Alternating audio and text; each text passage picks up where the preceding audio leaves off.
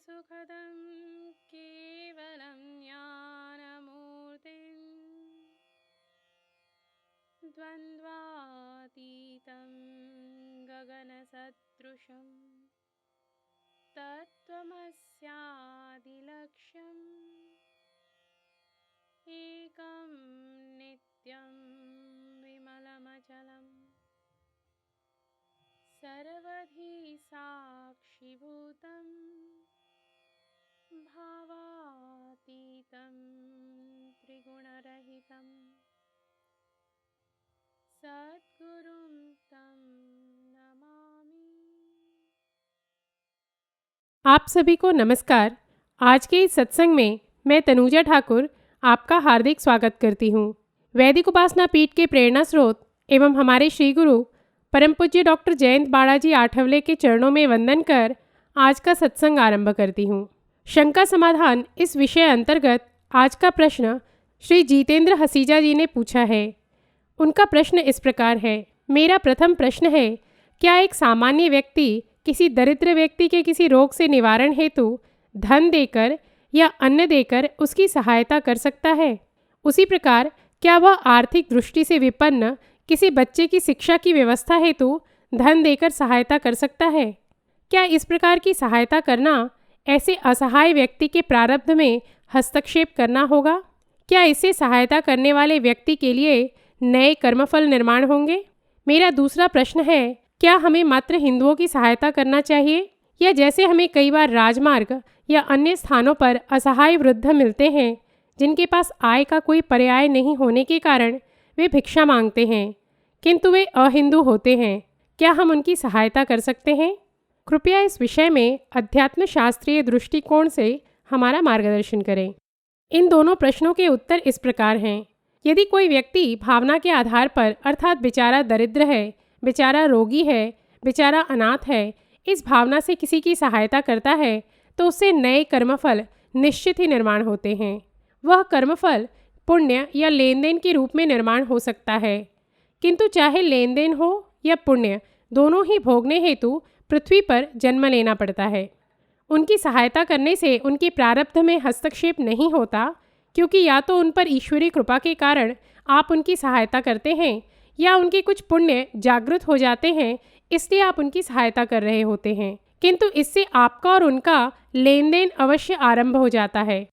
जो भी व्यक्ति सभी में ईश्वर के स्वरूप का दर्शन कर सकता है, वह लिंग, जाति, धर्म से ऊपर उठ चुका होता है। ऐसे व्यक्ति ने बिना भेदभाव के सभी की सहायता करना चाहिए, किंतु एक सर्वसामान्य हिंदू ने अपने धर्मबंधुओं की सहायता पर अधिक बल देना चाहिए। समाज सेवा से नए कर्मफल निर्माण नहीं होते हैं यदि अध्यात्म शास्त्र के कुछ तथ्यों अनुसार सर्वकृति की जाए। आपको संक्षेप में उन तथ्यों के विषय में बताती हूँ। यदि समाज सेवा रूपी कोई भी कृति करने हेतु कोई संत आज्ञा दे तो उससे कर्मफल निर्माण नहीं होता, क्योंकि साधक या शिष्य उस कृति को गुरु या संत की आज्ञा पालन हेतु कर रहा होता है। यदि समाज सेवा भावना के आधार पर न करते हुए भाववश किया जाए, अर्थात उस व्यक्ति में दरिद्र नहीं अपितु नारायण का स्वरूप देखकर कृतज्ञता के भाव से कुछ अर्पण किया जाए, तो ऐसे में नारायण का दिया नारायण के ही स्वरूप को दे दिया, ऐसा हुआ। अतः नए कर्मफल निर्माण नहीं होते, किंतु यह सामान्यतः संतों के ही आध्यात्मिक स्तर पर साध्य हो पाता है। एक सर्वसामान्य व्यक्ति को असहाय व्यक्ति में ईश्वर के दर्शन विरले ही होते हैं। यदि उसी समाज सेवा रूपी कृति को पूर्ण रूपेण अकर्ता बन निष्काम भाव से किया जाए तो उसका कर्मफल निर्माण नहीं होता, किंतु यह भी अत्यंत उच्च आध्यात्मिक स्तर पर ही साध्य हो सकता है। सामान्यतः जो कर्मयोगी संत 80% आध्यात्मिक स्तर से ऊपर के होते हैं, वे ही सतत अकर्ता बन इस प्रकार के कर्म कर पाते हैं। अतः सामान्य व्यक्ति के लिए इस सिद्धांत अनुसार भी समाज सेवा करना संभव नहीं होता। आपने तो देखा ही होगा कि अनेक सामाजिक संस्थाओं में लोग अर्पण मात्र अपनी प्रतिष्ठा को बढ़ाने हेतु करते हैं। यदि समाज सेवा करते हुए पश्यंती वाणी में नामजप हो, अर्थात जिसका नामस्मरण अखंड हो रहा हो और जो त्रिकालदर्शी हो, उन पर भी कर्मफल के सिद्धांत लागू नहीं होते। ऐसे में आपके मन में प्रश्न निर्माण हो रहा होगा, तो क्या सामान्य व्यक्ति ने समाज सेवा या दरिद्रों और असहायों की सेवा नहीं करनी चाहिए? इस हेतु अध्यात्म शास्त्र अनुसार हिंदू धर्म में त्याग का अति सुंदर विवेचन है। उसे समझ लेते हैं। जब हम भावनावश किसी अनाथालय में या किसी दरिद्र को कुछ भी देते हैं या पाठशाला या चिकित्सालय बनवाते हैं तो हमें पुण्य मिलता है, और यदि पुण्य का भाग अधिक हो तो हमें स्वर्ग मिलता है, और उसका ब्याज सुख, समृद्धि, ऐश्वर्य या यश के रूप में पृथ्वी पर आकर हम भोगते हैं। किंतु अध्यात्म यह कहता है कि जो कुछ नहीं करता उन्होंने भावनावश कुछ न कुछ प्रमाण में नियमित रूप से धन का त्याग अवश्य करना चाहिए। इससे वे अध्यात्म के अगले चरण में चले जाते हैं और उनमें धन के प्रति मोह थोड़ा अल्प हो जाता है तथा दूसरों का विचार करना यह गुण आत्मसात होता है। किंतु जो भावनावश या समाज सेवा हेतु कुछ न कुछ अर्पण कर रहे हैं और उन्होंने साधना आरंभ कर दी है तो ऐसे लोगों को हम साधक कहते हैं। ऐसे साधकों ने यह प्रयास करना चाहिए कि उनसे ना ही नए पाप कर्म और ना ही नए पुण्य कर्म निर्माण हो। साधक को अपने संचित के सर्व कर्मफल जलाने होते हैं। ऐसे में कोई भी नया कर्मफल उसके लिए एक भार समान ही होता है, क्योंकि अध्यात्म शास्त्र अनुसार पाप को पापात्मक पाप एवं पुण्य को पुण्यात्मक पाप माना गया है।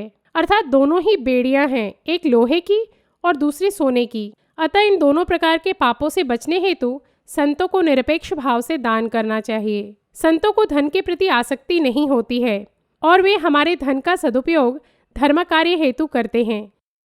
यथार्थ में वे मात्र अपने संकल्प से आवश्यक धन अर्जित कर सकते हैं, क्योंकि उनके आंगन में अष्ट महासिद्धियां खेलती हैं। हमसे धन का त्याग हो इसलिए वे हमारे अंश मात्र के धन को स्वीकार कर हमें कृतार्थ करते हैं। इस भाव से संत को धन अर्पण करना चाहिए। तेरा तुझको अर्पण, यह भाव रख संतों को या अपने गुरु को प्रति माह यथासंभव धन का त्याग करना चाहिए। और जब यह धन का त्याग आपके आय का 55% तक पहुंच जाता है तभी कोई उच्च कोटि के संत हमें शिष्य के रूप में स्वीकार करते हैं। इसी के साथ अपने श्री गुरु को कृतज्ञता व्यक्त कर आज का सत्संग समाप्त करती हूँ। कल राष्ट्र, धर्म और अध्यात्म से संबंधित कुछ नए तथ्यों के साथ हम पुनः उपस्थित होंगे। तब तक के लिए नमस्कार। जय तु हिंदू राष्ट्र।